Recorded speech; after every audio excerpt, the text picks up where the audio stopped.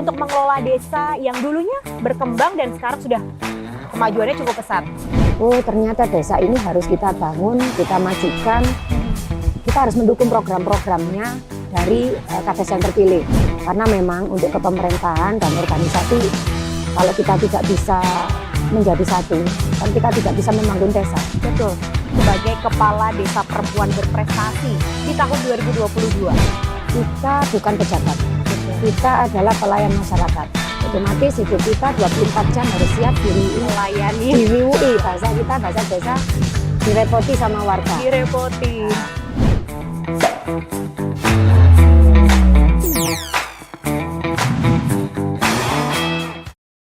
Halo teman desa, kembali berjumpa bersama saya Anissa Rizkia, tentunya hanya di podcast Teras Desa untuk maju, mandiri, dan sejahtera. Pada kesempatan kali ini kita akan membahas mengenai program P3PD, yakni program penguatan pemerintahan dan pembangunan desa. Nah, episode kali ini saya akan ditemani oleh seorang kades begitu ya, di wilayah Kabupaten Malang, Provinsi Jawa Timur. Di samping saya sudah hadir bersama kita di sini. Halo Mbak Erna Yustining, AMD.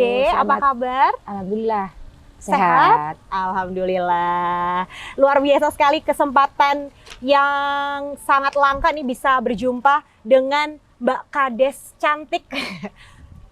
Saat ini Mbak Erna Yustining menjadi Kepala Desa Sangenrejo, Kabupaten Malang, Provinsi Jawa Timur. Nah, kita pengen tahu sebenarnya apa langkah-langkah yang dilakukan Mbak Erna ini sebagai Kades untuk mengelola desa yang dulunya berkembang dan sekarang sudah kemajuannya cukup pesat.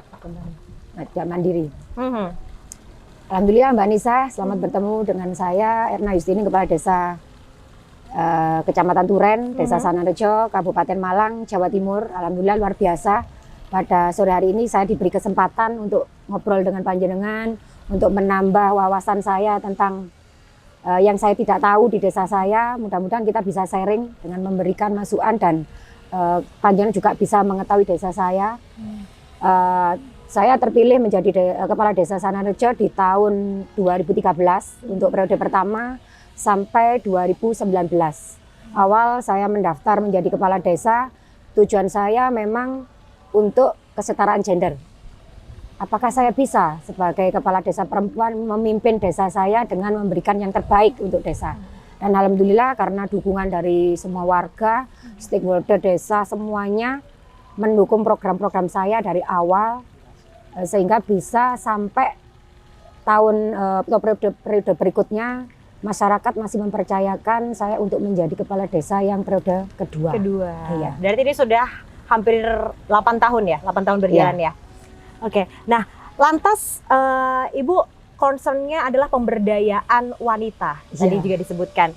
Nah, potensi yang ada di Desa Sangenrejo sendiri, saat ini Ibu melihat 2 periode sudah dijalankan, itu apa saja Bu?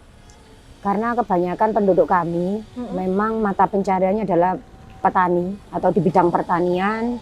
Dan alhamdulillah juga dengan berjalannya waktu kan ada tempat wisata di tempat kami, yaitu Masjid Biharu Bahri yang alhamdulillah juga merupakan ikonnya kabupaten bahkan sampai nasional. Wow. Di situ memang untuk Pondok Biharu sendiri memang milik pribadi dari satu keluarga. Kita tidak bisa masuk di pemerintah desa, baik untuk penambahan PAD atau apapun kita tidak bisa. Saya berpikir bagaimana caranya dengan adanya Biharu Bahri ini kita bisa mengangkat perekonomian dari desa kami. Selain dari warga yang di bidang pertanian, perdagangan, juga sopir, alangkah baiknya kalau kita sebagai ibu rumah tangga yang awalnya kesetaraan gender bisa berdaya di situ. Nah, akhirnya dengan bekerja sama dengan beberapa stakeholder yang ada di desa, terutama kaum ibu-ibu, kita sering ngobrol bagaimana cara meningkatkan ekonomi yang ada di desa sehingga kita tidak ketinggalan dengan desa lain dengan memanfaatkan ibu-ibu yang awalnya, tanda kutip, yang awalnya kami hanya ibu rumah tangga biasa yang hanya 24 jam di rumah merawat anak, merawat suami, dan pokoknya rutinitas. Nah, itu kita manfaatkan dengan mengumpulkan awalnya hanya 20, berkembang 30, menjadi 40, dan sekarang semakin banyak kita bina. dengan adanya dana desa yang luar biasa yang membantu untuk pendanaannya dalam pelatihan. Akhirnya kita memberikan pelatihan yang tidak lepas kerjasama juga dengan dinas terkait. Kita berikan motivasi, kita berikan gambaran bahwa kita bisa berdaya di rumah tanpa meninggalkan kewajiban kita. Nah, itu dia. Pemberdayaan wanita tapi tidak meninggalkan tugas Kita, sebagai ibu rumah tangga ya. Ibu dan yang istri. mengurus rumah, mengurus istri, mengurus anak. Nah, luar biasa itu ternyata mereka merespon. Mereka bertanya gimana caranya, Bu? Nah, itu. Akhirnya itu PR saya. Dan Iya. akhirnya kita memberikan pelatihan. Awalnya kita turun per RW.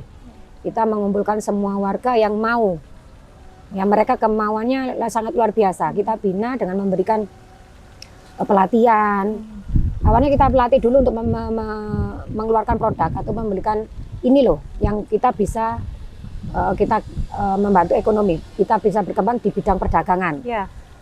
Cuma pada waktu kita PR-nya, bagaimana cara penjualannya? Nah, itu kita masuknya di daerah area wisata yang ada di desa. Nah, di situ kan banyak ada paguyuban pedagang, ada paguyuban parkir, ada UMKM gitu kita masukkan di situ. Ternyata pangsa pasarnya luar biasa. Ternyata produk-produk dari ibu-ibu ini memang bahannya ada di desa, sehingga kita menjualnya tidak mahal. Betul. Dan mereka yang membelinya pun tidak keberatan. Ternyata itu bisa dibawa pulang dengan image ini loh barangnya bagus dan ternyata kualitasnya tidak kalah bagusnya. Saing dengan produk lokal itu ternyata lainnya. ibu mau akhirnya sampai saat ini pun UMKM yang ada di sana aja hampir 100 dan kita ada paguyubannya. Jadi kita menentukan produk apa yang nanti kita jual di daerah situ yang lakunya luar biasa, yang masyarakat pengunjungnya bisa membeli ataupun buat oleh-oleh menularkan ke yang lain. Itu luar biasa sekali. Dan itu pun tidak lepas dari kerjasama semua stakeholder. Kita juga bekerjasama dengan organisasi wanita yang ada di desa. Semua kita rangkul. Karena memang untuk kepemerintahan dan organisasi, kalau kita tidak bisa menjadi satu, kan kita tidak bisa membangun desa. Betul. Dari awal saya jadi tahun 2013, saya sampaikan sambutan pertama saya, ayo kita bersama-sama membangun desa. Karena desa ini bukan hanya milik saya sebagai kepala desa, tidak hanya milik perangkat, tapi desa adalah milik kita bersama. Betul. Ayo kita bangun. Walaupun nanti saya yang di depan, panjenengan tetap harus mendukung saya. Nah, itu responnya warga. Dengan seperti itu mereka menyadari, oh ternyata desa ini harus kita bangun, kita majukan. Kita harus mendukung program-programnya dari kades yang terpilih. Walaupun awal memang kalau pro kontra nyun sewu ya. Di politik kan ada yang milih, ada yang tidak. Betul. Tapi dengan terpilihnya saya, semua saya rangkul. Saya tidak peduli orang itu dulunya memilih saya atau tidak, mereka mendukung saya, tidak. Semua saya rangkul semua. Ayo kita bangun bersama-sama. Kalaupun punya pilihan yang A dan B, itu hak panjenengan. Dengan seperti itu ternyata warga luar biasa meresponnya. Oh berarti Bu Kades ini tidak memilih, dulu saya tidak mendukung karena saya belum kenal. Itu alasannya. Dan tapi itu, dari situ Ibu mengambil hati warga betul, untuk bisa mendukung program-program untuk pengembangan desa Sangenrejo. Luar biasa sekali.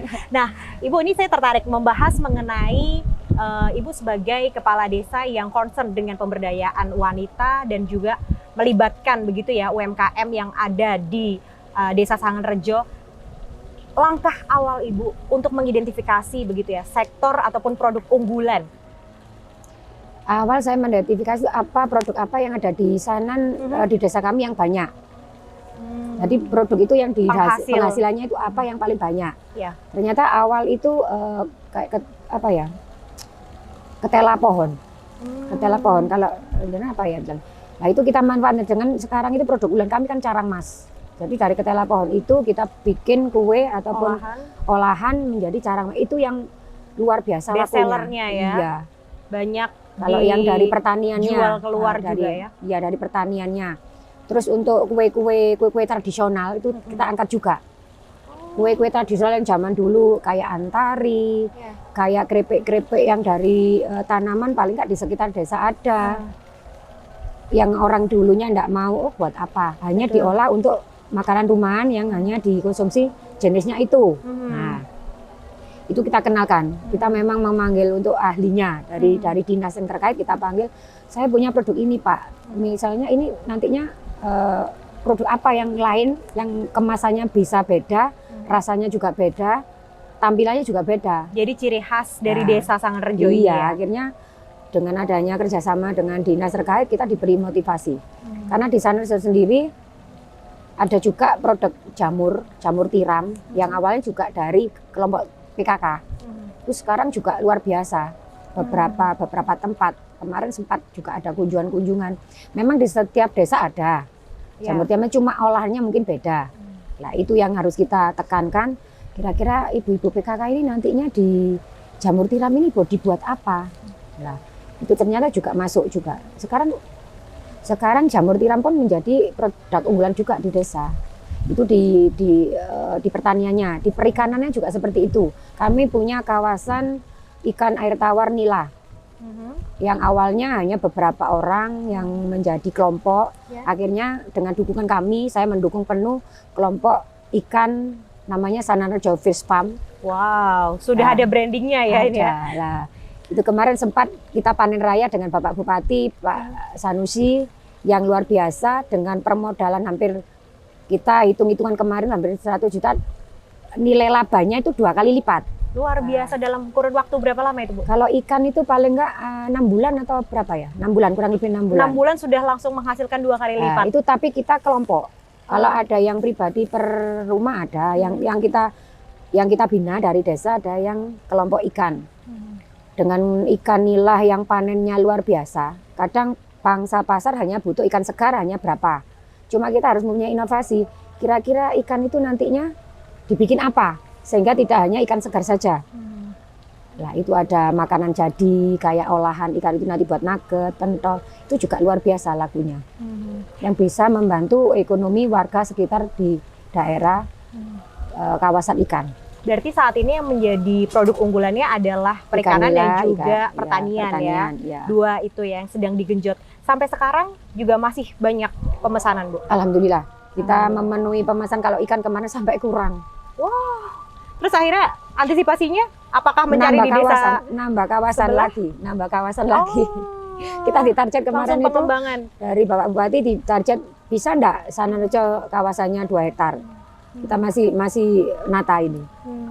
Iya baik. Ibu, sebelum kita lanjut ke pertanyaan selanjutnya, silahkan. Ya, mohon maaf ya. Bisa dinikmati dulu karena Ibu datang jauh-jauh dari desa, tadi dari kantor desa langsung ke sini ya Bu ya? Iya, dari desa ke kota.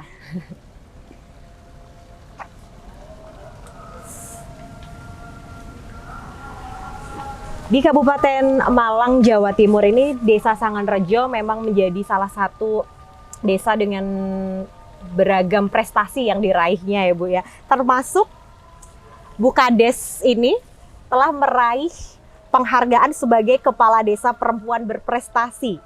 Apa sebenarnya yang melatar belakangi Ibu bisa mendapatkan prestasi tersebut? Pak, itu prestasi kita dapat dari Kementerian Desa. Yang awalnya memang di Kemendes ada program namanya SDGs. Nah, itu pengisian data dengan 18 indikator yang harus diisi, dan pengisian itu harus benar-benar real yang ada di desa. Mulai tahun 2021 kita menerima program itu, kita bentuk kayak emulator untuk pendataan. Nah, itu kita memang ya itu masih kesetaraan gender lagi. Kita pergunakan pendata itu adalah kaum ibu-ibu. Nah, dengan melibatkan ibu-ibu, ternyata kita tidak menjatuhkan bapak-bapak, tidak. Cuma kemarin data itu lebih cepat selesai. Dan data itu segera kita upload ke Kemendes itu awal. Nah, ternyata selain program-program unggulan yang sudah dicanangkan dan dilaksanakan di periode Ibu menjabat ini, Bu Kades cantik kita ini meraih prestasi yang membanggakan, yakni dinobatkan sebagai Kepala Desa Perempuan Berprestasi di tahun 2022. Inspiratif, Kepala Desa Inspiratif. Kepala Desa Inspiratif yang tentunya ini apa yang membuat latar belakang Ibu bisa dinobatkan? Sebetulnya latar belakangnya kebersamaan. Kebersamaan semua stakeholder yang ada di desa. Karena saya anggap kemenangan ini bukan hanya milik saya, bukan prestasi saya, tapi adalah prestasi seluruh warga. Karena program-program ini merupakan dari Kemendes, yaitu SDGs yang memiliki 18 indikator yang semuanya terlibat di program itu. Mulai Pak RT, Pak RW, pokoknya semua yang ada di desa, stakeholder yang ada di desa, lembaga semua terlibat di situ. Jadi mungkin keberhasilan ini adalah keberuntungannya untuk mereka. Saya hanya bisa menjalankan amanah mereka dan membantu paling enggak program ini harus berhasil. Ini program SDGs merupakan program dari Kemendes yang tahun 2021 sudah di launching. Tidak ada apa-apa bahwa nantinya ada penilaian, tidak ada. Dan kami tetap dengan tadi saya sampaikan kesetaraan gender, kami memakai pendata ataupun enumerator yaitu ibu-ibu dengan ber-24 yang luar biasa. Mereka pendataannya selesai pas waktu yang ditentukan. Itu kita kirim ke Kemendes, kita upload, itu ternyata apresiasinya sangat luar biasa. Jadi pada waktu itu kita dari 4.000 berapa kades satu Indonesia, saya masuk ke yang 160 kades perempuan. Nah, itu kita wawancara dengan beberapa juri yang itu diikuti beberapa provinsi. Saya tidak menyangka saya masuk ke 20 besar. Luar biasa. Dari 160 lolos lagi ke 20 besar. 20 besar, tim dari Kemendes turun ke desa. Mereka beberapa tim turun ke warga tanpa kami. Yang di desa, ada yang ke desa, ternyata saya masuk ke 10 besar. Nah, kita diundang ke Jakarta pada waktu itu di Kemendes. Tetap dengan 10 besar itu ternyata ada tes lagi. Kita wawancara lagi. Saya tetap menyampaikan bahwa saya sampai di Jakarta ini bukan karena prestasi saya, tapi atas kebersamaan warga. Itu alhamdulillah kami terpilih menjadi yang pertama. Luar biasa sekali, tepuk tangan ini apresiasi untuk Ibu Kades. Wah, seperti mimpi menjadi perempuan berprestasi dan inspiratif. Di bawah kepemimpinan Ibu, tentu ada kelompok wanita tani yang lahir di Desa Sangenrejo, Kabupaten Malang, Provinsi Jawa Timur, dan juga Linmas Wanita. Ini menarik sekali nih. Apa saja langkah yang sudah Ibu lakukan sehingga bisa menggerakkan warga dan bisa juga berprestasi tentunya? Kalau untuk kelompok tani wanita, memang kita tahu di setiap desa kebanyakan petani adalah bapak-bapak, walaupun ada juga ibu-ibu yang mendukung, tapi mereka tidak berperan penuh. Hanya untuk mendukung dari untuk segi apanya, segi konsumsinya atau lain-lain. Nah, ini kita bentuk dengan membuat kawasan. Yang kawasan itu kita sampaikan ke Pak RW sama Bu RT. Kalau kita bentuk kelompok tani wanita dengan memiliki kawasan lahan pertanian, ternyata responnya luar biasa. Mereka mau Bu, tapi bagaimana caranya sehingga kita tetap jadi petani tanpa itu tadi meninggalkan rumah lagi.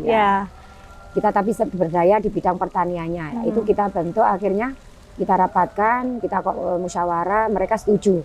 Dan saya memberikan gambaran pertanian seperti apa. Kita memanfaatkan pekarangan. Kalaupun di PKK juga ada sih, KRPL.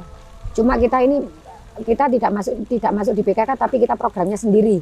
Jadi ini pekarangan di rumah masing-masing? Iya. Nah, itu kita memang modal awal kita modali dari BUMDes, kita pinjam dari pendanaan BUMDes.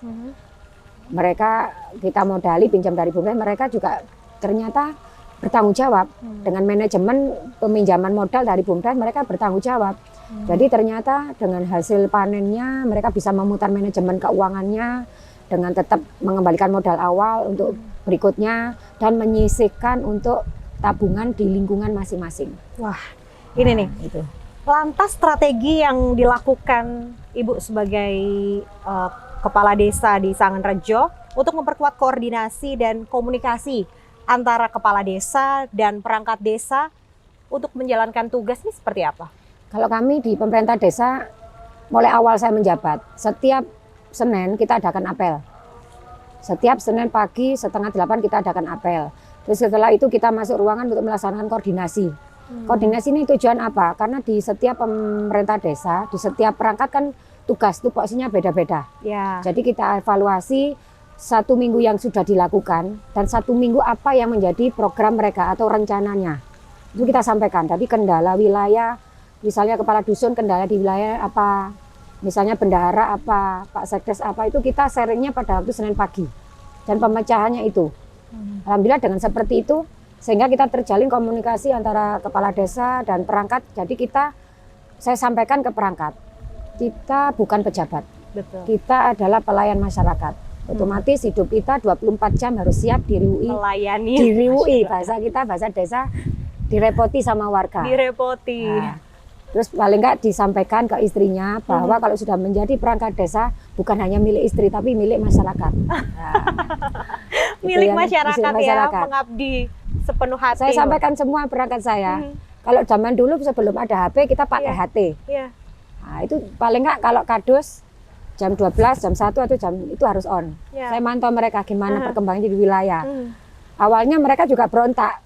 Buka des kok ketat, kok disiplin. Seharusnya kita santai.